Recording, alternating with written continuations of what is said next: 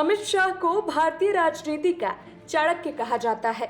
1978 में संघ के बाद अमित शाह 1987 में बीजेपी के युवा मोर्चा में शामिल हुए। शाह को चाणक्य कहे जाने की मुख्य वजह बीजेपी अध्यक्ष के रूप में उनका कार्यकाल था। अध्यक्ष पद पर रहने के बाद अमित शाह देश के गृह मंत्री बने और गृह मंत्री बनने के बाद उन्होंने कई ऐतिहासिक फैसले लिए। 2014 से 2020 तक अमित शाह बीजेपी के राष्ट्रीय अध्यक्ष रहे।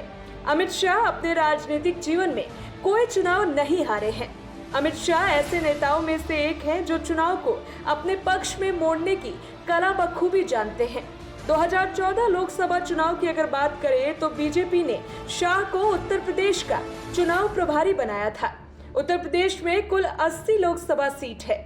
2014 के लोकसभा चुनाव के दौरान अमित शाह ने ऐसे रणनीति से काम किया कि बीजेपी के 70 से ज्यादा सांसदों ने जीत हासिल की। अमित शाह की काबिलियत का इतना असर हुआ कि बीजेपी की सरकार बनते ही शाह को भारतीय जनता पार्टी का अध्यक्ष नियुक्त कर दिया गया। अध्यक्ष पद पर रहते हुए बीजेपी ने कई ऐसे राज्यों में जीतना शुरू कर दिया जहां बीजेपी की सरकारें पहले नहीं बनी थी।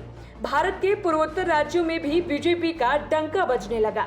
अमित शाह के रणनीति का नतीजा ये था कि 2017 के उत्तर प्रदेश विधानसभा चुनाव में बीजेपी को 300 से ज्यादा सीटें मिली।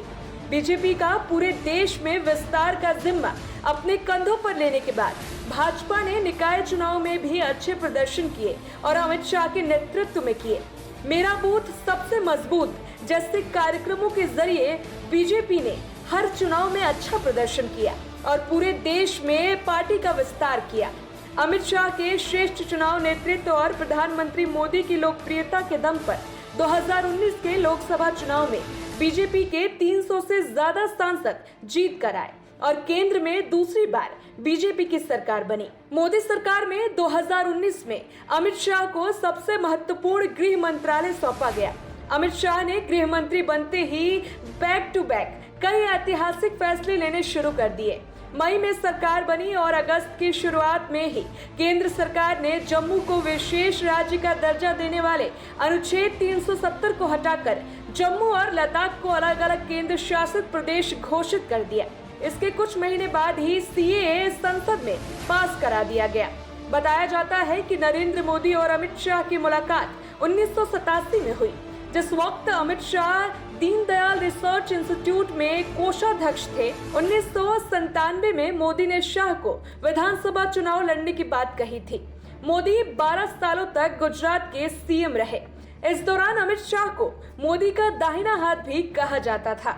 Special report, voice of Bharat.